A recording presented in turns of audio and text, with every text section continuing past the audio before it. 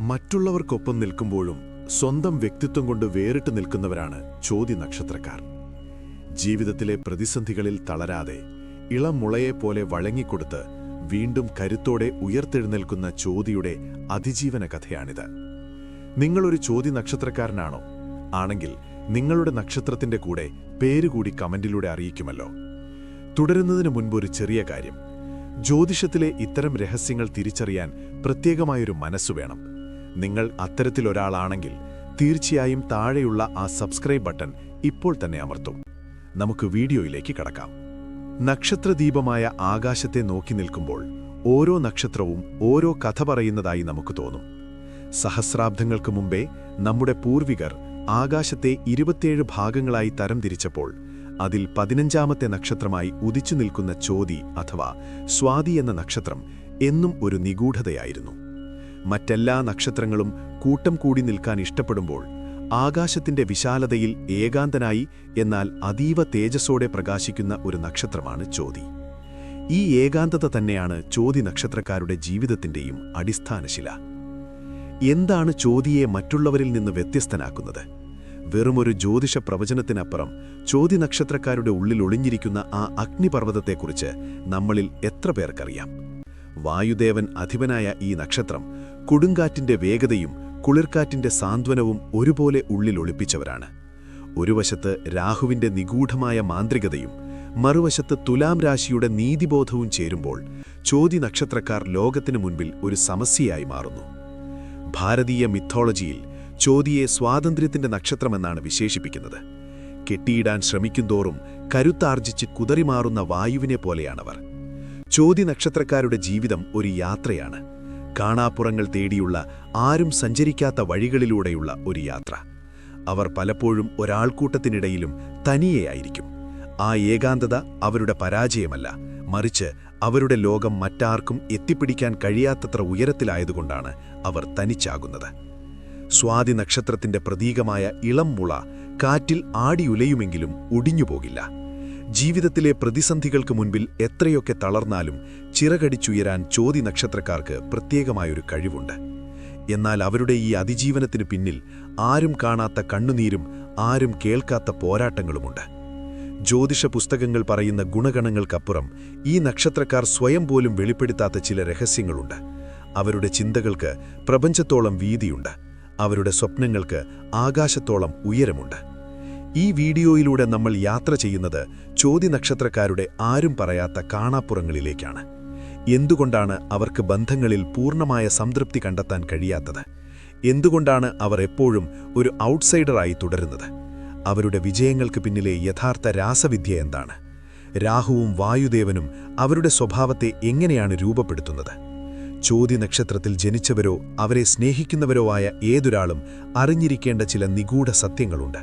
വായുവിനെപ്പോലെ അദൃശ്യവും എന്നാൽ പ്രാണനെപ്പോലെ അനിവാര്യവുമായ ആ സത്യങ്ങൾ തേടി നമുക്ക് ഈ വീഡിയോയിലൂടെ ആഴത്തിലിറങ്ങിച്ചെല്ലാം. ഒരു മുത്തിന്റെ ശുദ്ധിയോടെ, ഒരു വാളിന്റെ മൂർച്ചയോടെ പ്രകാശിക്കുന്ന ചോതിയുടെ ആത്മകഥയാണിത്. നക്ഷത്രങ്ങളുടെ ഈ മാന്ത്രിക ലോകത്ത് ചോതി നക്ഷത്രക്കാർ എങ്ങനെ ഒരു വലിയ വിസ്മയമായി മാറുന്നുവെന്ന് നമുക്ക് നോക്കാം. കാറ്റിലുലയാത്ത സ്വന്തം വെളിച്ചത്തിൽ മാത്രം വിശ്വസിക്കുന്ന ചോതി നക്ഷത്രക്കാരുടെ നിഗൂഢതകളിലേക്കും അവരുടെ ഹൃദയതാളങ്ങളിലേക്കും നമുക്കിറങ്ങിച്ചെല്ലാം.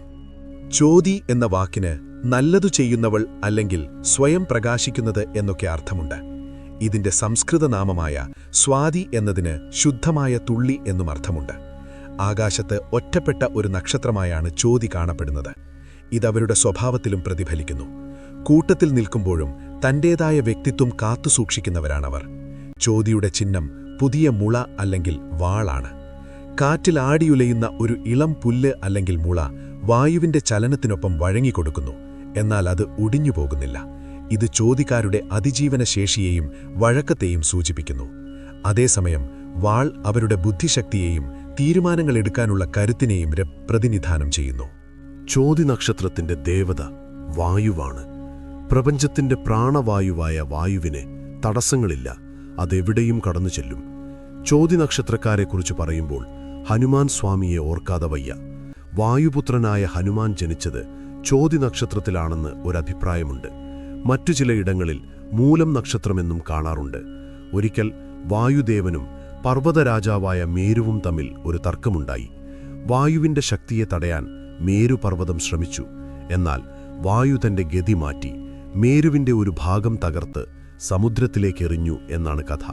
ഇതാണ് ചോതി നക്ഷത്രക്കാരുടെ ഊർജം. അവരെ തളച്ചിടാൻ ശ്രമിച്ചാൽ അവർ തകർത്തു മുന്നേറും. അവർ ശാന്തമായിരിക്കുമ്പോൾ കുളിർക്കാറ്റാണ്, എന്നാൽ പ്രകോപിതരായാൽ അവർ കൊടുങ്കാറ്റായി മാറും. ചോതിയുടെ അധിപൻ രാഹുവാണ്. ജ്യോതിഷത്തിൽ രാഹുവിനെ ലൗകിക സുഖങ്ങളുടെയും ബുദ്ധിശക്തിയുടെയും വിദേശ ബന്ധങ്ങളുടെയും കാരകനായി കണക്കാക്കുന്നു.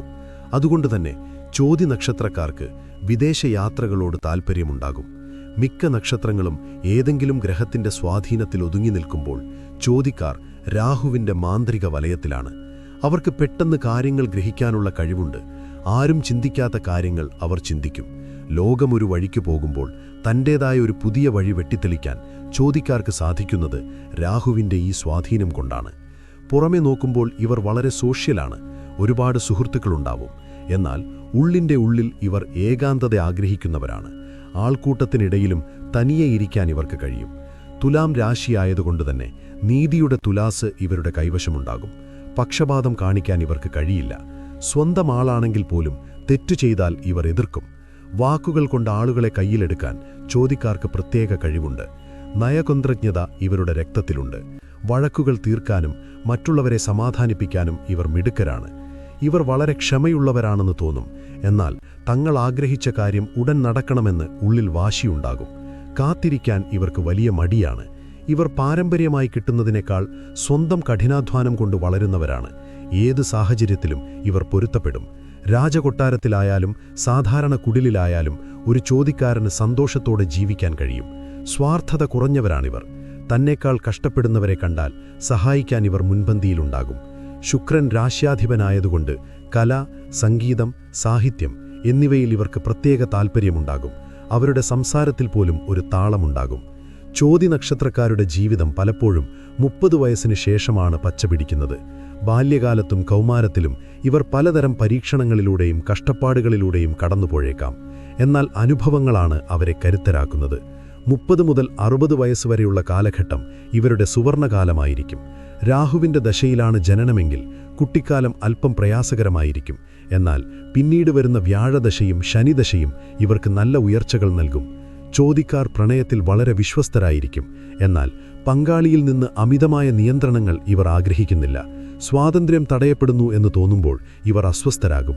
ചോതി നക്ഷത്രക്കാരായ സ്ത്രീകളെ സംബന്ധിച്ചിടത്തോളം അവർ കുടുംബത്തിനു വേണ്ടി ഏതറ്റം വരെയും പോകും. എന്നാൽ അവരുടെ അഭിമാനത്തെ ചോദ്യം ചെയ്താൽ അവർ പ്രതികരിക്കും. ഇവർക്ക് അനുയോജ്യമായ പങ്കാളികൾ വിശാഖം, അത്തം, രോഹിണി നക്ഷത്രക്കാരാണ്. മകയിരം, ചിത്തിര നക്ഷത്രക്കാരുമായി ചിലപ്പോൾ അഭിപ്രായ വ്യത്യാസങ്ങൾ ഉണ്ടാകാൻ സാധ്യതയുണ്ട്. അനുയോജ്യമായ തൊഴിൽ മേഖലകൾ നോക്കുമ്പോൾ കച്ചവടം, നയതന്ത്രം, കല, രാഷ്ട്രീയം, നിയമം എന്നീ മേഖലകളിൽ ചോതിക്കാർ തിളങ്ങും. സ്വന്തമായി ബിസിനസ് ചെയ്യാനാണ് ഇവർക്ക് കൂടുതൽ താൽപ്പര്യം. മറ്റൊരാളുടെ കീഴിൽ ജോലി ചെയ്യുന്നത് ഇവർക്ക് വലിയ താൽപ്പര്യമുള്ള കാര്യമല്ല. മാർക്കറ്റിംഗ് രംഗത്ത് ഇവർക്ക് വലിയ വിജയം കൈവരിക്കാൻ സാധിക്കും. കാരണം വാക്കുകൾ കൊണ്ട് മറ്റുള്ളവരെ സ്വാധീനിക്കാൻ ഇവർക്ക് പ്രത്യേക കഴിവുണ്ട്. ചോതി നക്ഷത്രം ശരീരത്തിലെ വായുവിനെ നിയന്ത്രിക്കുന്നു. അതിനാൽ ഗ്യാസ് ട്രബിൾ, ശ്വാസകോശ സംബന്ധമായ അസുഖങ്ങൾ വരാൻ സാധ്യതയുണ്ട്. കൃത്യമായ വ്യായാമവും പ്രാണായാമവും ചെയ്യുന്നത് ഇവർക്ക് വലിയ ഗുണം ചെയ്യും. മാനസികമായ സമ്മർദ്ദം ഇവർക്ക് പെട്ടെന്ന് ബാധിക്കാൻ സാധ്യതയുള്ളതിനാൽ ധ്യാനം ശീലമാക്കുന്നത് നല്ലതാണ്. ധനു നവാംശത്തിൽ ഉൾപ്പെട്ട ചോതി 1-ാം പാദക്കാർ നല്ല ദീർഘവീക്ഷണമുള്ളവരാണ്. ആത്മീയ കാര്യങ്ങളിലും ഇവർക്ക് താൽപ്പര്യമുണ്ടാകും. മകരം നവാംശത്തിൽ ഉൾപ്പെട്ട ചോതി 2-ാം പാദക്കാർ കൂടുതൽ പ്രായോഗികമായി ചിന്തിക്കുന്നവരായിരിക്കും. പണത്തോടും ഭൗതിക സുഖത്തോടും താൽപ്പര്യം കൂടും. കുംഭം നവാംശത്തിൽ ഉൾപ്പെട്ട ചോതി 3-ാം പാദക്കാർ വളരെ ബുദ്ധിശാലികളായിരിക്കും. ശാസ്ത്രം, സാങ്കേതികവിദ്യ എന്നിവയിൽ ഇവർ തിളങ്ങും.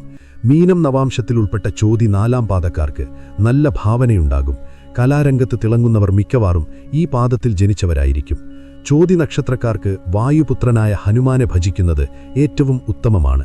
എല്ലാ ശനിയാഴ്ചകളിലും ഹനുമാൻ ചാലിസ ചെയ്യുന്നത് രാഹുവിന്റെ ദോഷഫലങ്ങൾ കുറയ്ക്കാൻ സഹായിക്കും. കൂടാതെ വായുദേവനെ പ്രീതിപ്പെടുത്തുന്നതിനായി പ്രാണായാമം ശീലിക്കുന്നതും പരിസ്ഥിതിയെ സംരക്ഷിക്കുന്നതും ഇവർക്ക് ഗുണം ചെയ്യും. ചോതി നക്ഷത്രക്കാർക്ക് പലപ്പോഴും വരാനിരിക്കുന്ന കാര്യങ്ങളെക്കുറിച്ച് ഒരു ഉൾവിളി ഉണ്ടാകാറുണ്ട്. അവർ ചിലപ്പോൾ പറയുന്ന കാര്യങ്ങൾ പിന്നീട് സത്യമായി ഭവിക്കാറുണ്ട്. തങ്ങളുടെ പ്ലാനുകൾ വിജയിക്കുന്നതുവരെ അത് രഹസ്യമായി വയ്ക്കാൻ ഇവർക്ക് കഴിയും. പ്രവൃത്തിയിലൂടെ കാണിച്ചു തരാം എന്നതാണ് ഇവരുടെ നയം. പുറമേ നോക്കുമ്പോൾ ഇവർ വളരെ ശാന്തരായി കാണപ്പെടും, എന്നാൽ ഉള്ളിൽ 1000 ചിന്തകൾ ഓടിക്കൊണ്ടിരിക്കും. മിക്ക ചോദ്യക്കാരും ഓവർ തിങ്കിങ് എന്ന പ്രശ്നം അനുഭവിക്കുന്നവരാണ്. ചോദ്യനക്ഷത്രം ഒരു പ്രതിഭാസമാണ്. അത് കെട്ടിനിൽക്കുന്ന വെള്ളമല്ല, ഒഴുകുന്ന കാറ്റാണ്. ചലനമാണ് ചോദ്യയുടെ ജീവൻ. സ്വാതന്ത്ര്യത്തെയും നീതിയെയും സ്നേഹിക്കുന്ന, ബുദ്ധിശക്തിയും കരുണയും ഒരേപോലെ സമ്മേളിച്ച വ്യക്തികളാണിവർ. തങ്ങളെ തന്നെ സ്വയം പ്രകാശിപ്പിക്കാനുള്ള കഴിവ് ചോദ്യക്കാർക്കുണ്ട്. ചോദ്യനക്ഷത്രത്തിന്റെ ഈ നിഗൂഢ യാത്ര ഇവിടെ അവസാനിക്കുന്നില്ല. ഓരോ ചോദ്യക്കാരനും ഓരോ അത്ഭുതമാണ്, ഓരോ പുതിയ കഥയുമാണ്. വായുവിനെ ആർക്കെങ്കിലും അളക്കാൻ കഴിയുമോ? അതുപോലെയാണ് ചോദ്യനക്ഷത്രക്കാരും. അവർ അനന്തമാണ്, അപാരമാണ്.